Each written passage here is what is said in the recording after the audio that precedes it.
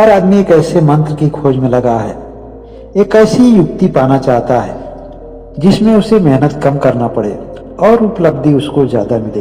यही वजह है कि आज धार्मिक स्थलों पर लोगों की संख्या बढ़ती जा रही है।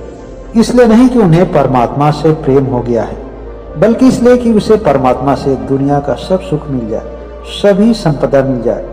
लोगों का नजरिया भी व्यवसायिक होता जा रहा है। लोगों की समझ अब इस कदर होती जा रही है कि अब तो वह भगवान से भी व्यवसाय करने लगे हैं। जी हाँ दोस्तों, आज मैं आप लोगों को एक ऐसे ही व्यक्ति की कहानी सुनाता हूँ।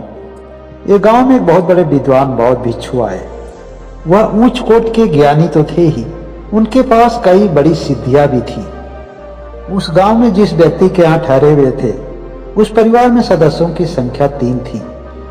उस व्यक्ति के अलावा उस परिवार में उसकी पत्नी और एक बच्ची थी। वह परिवार बड़ा ही निर्धन था। गांव के सभी लोग नियमित रूप से हर दिन प्रवचन सुनने के लिए आते थे। जितने दिन तक उस गांव में महात्मा रहे, उस परिवार के लोगों ने महात्मा की खूब सेवा की।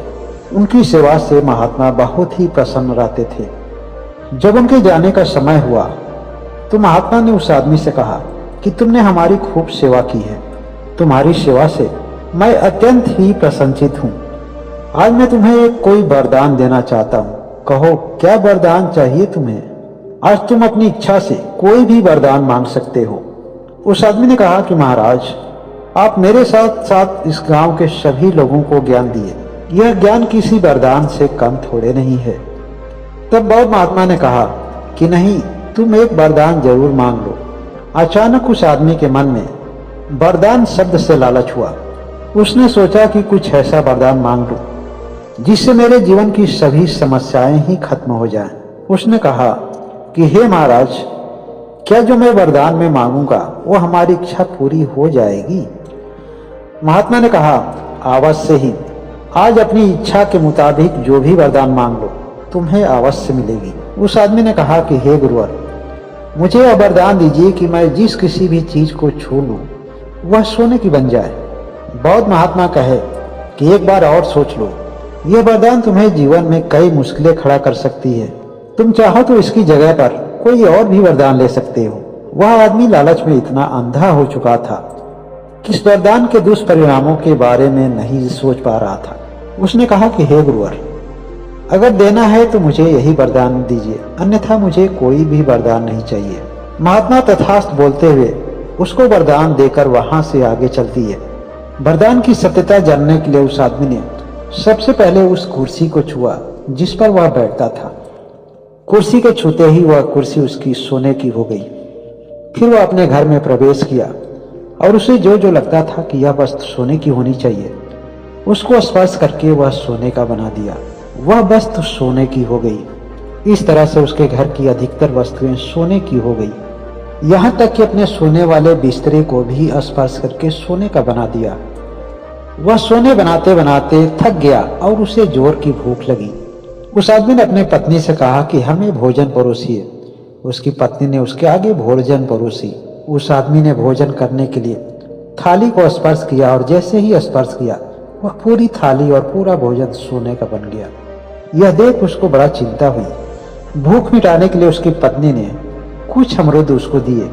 अमरूद को स्पर्श करते ही वह अमरूद सोने के हो गए।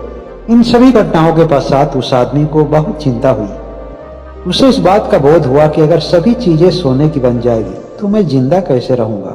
इस विकट समस्या की वजह से अत्यंत निराश और चिंतित था। उसे सांत्वना देने के लिए उसकी पत्नी उसके पास गई और जैसे ही उसने स्पर्श किया, वह भी सोने की बन गई। अब उसके सामने एक बहुत बड़ी चुनौती आ गई, क्योंकि वरदान मांगते समय उसने इस बात का जिक्र नहीं किया था कि स्पर्श करने वाली वस्तु सजीव होगी या निर्जीव होगी। उसकी लड़की को यह बात समझ में आ गई कि यदि उसके पिता उसको स्पर्श करते हैं तो वह भी सोने की बन जाएगी। उस लड़की ने अपने पिताजी से कही कि अभी महात्मा जी बहुत दूर नहीं गए होंगे, शीघ्र ही उनका पीछा कीजिए, क्योंकि इन समस्याओं का समाधान भी उन्हीं के पास होगा। वह आदमी भागते हुए सीधा उस दिशा में गया जिस तरफ महात्मा जी निकले हुए थे।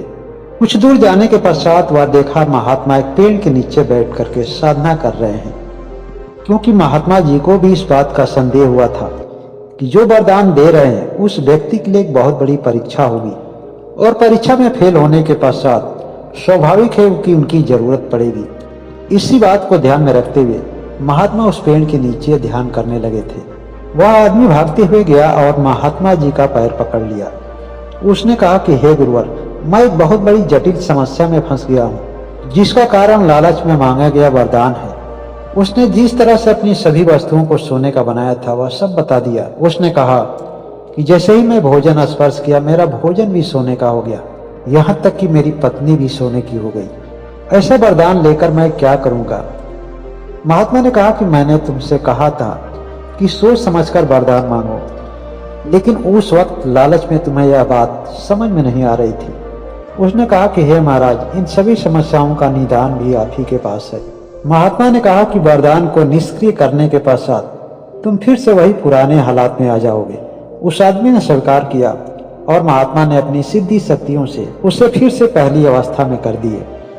महात्मा ने उस आदमी को समझाया कि वरदान मांगते समय अगर तुमने कोई अच्छा वरदान लिया होता तो उस वरदान के द्वारा अपने जीवन को सफल जरूर बना सकते थे, लेकिन तुमने तो कुछ ज्यादा ही शीघ्रता दिखा दिया। इस अपनी भूल के लिए महात्मा से उस आदमी ने पैर पकड़कर क्षमा मांगा। उसने घर पहुंचकर देखा तो जो वस्तु जैसे थी वैसे ही हो गई थी। उसकी बच्ची और उसकी पत्नी उसका इंतजार कर रही थी। उसकी पत्नी अपने पति को देखकर बहुत खुश हुई और कही कि हे स्वामी, ईश्वर ने हम लोगों को जो भी कुछ दिया है उसी में हम लोग को आनंदित होना चाहिए। कैसे लगी यह कहानी कमेंट करके जरूर बताएं। और जो लोग अभी तक इस चैनल को सब्सक्राइब नहीं किए हैं वह सब्सक्राइब करके बेल आइकन की घंटी को जरूर दबा लें। बहुत बहुत धन्यवाद।